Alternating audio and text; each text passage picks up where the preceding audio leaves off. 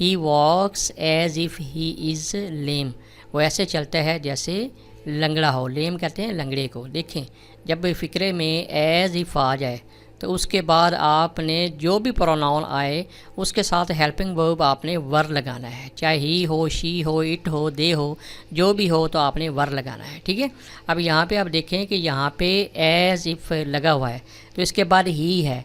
No doubt कि ही के साथ हम इज़ लगाते हैं, लेकिन यहाँ पे इज़ नहीं लगेगा। रूल के मुताबिक यहाँ पे वर लगेगा। ये कैसे हो जाएगा? ही वॉक्स एज इफ़ ही वर लेम। तो फ़िक्रा आपका ठीक हो जाएगा।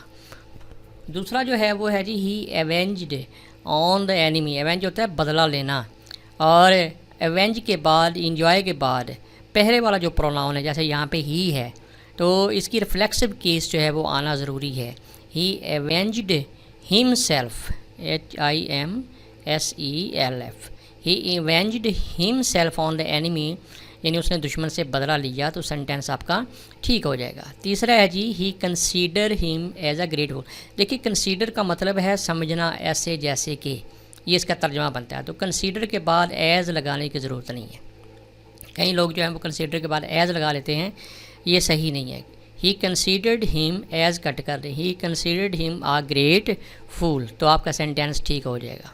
नंबर 4 है जी don't dare to tell him what happened. Dare के बाद इन्फिनेटिव टू, ये जो टू है इसको इन्फिनेटिव कहते हैं, INFINITIVE, इन्फिनेटिव। ठीक है, उर्दू में इसको मस्दर बोलते हैं। तो डेयर के बाद, आस्क के बाद, ठीक है ना, इन्फिनेटिव टू जो है वो नहीं आता है। मेक के बाद भी इन्फिनेटिव टू जो है वो नहीं आता है। रिक्वेस्ट के बाद भी नहीं आता। बहुत से वर्ब ऐसे जिनके बाद इन्फिनेटिव टू जो है वो नहीं लगाते हैं, लेकिन अंडरस्टूड होता है। तो ये कैसे हो जाएगा? डोंट डेयर टू कट करते हैं, don't dare tell him what happened. ठीक है, तो आपका सेंटेंस ठीक हो जाएगा। नंबर 5 पे है I shall make him to go. Make के बाद भी इन्फिनेटिव जो टू है वो नहीं आता है। I shall make him go there.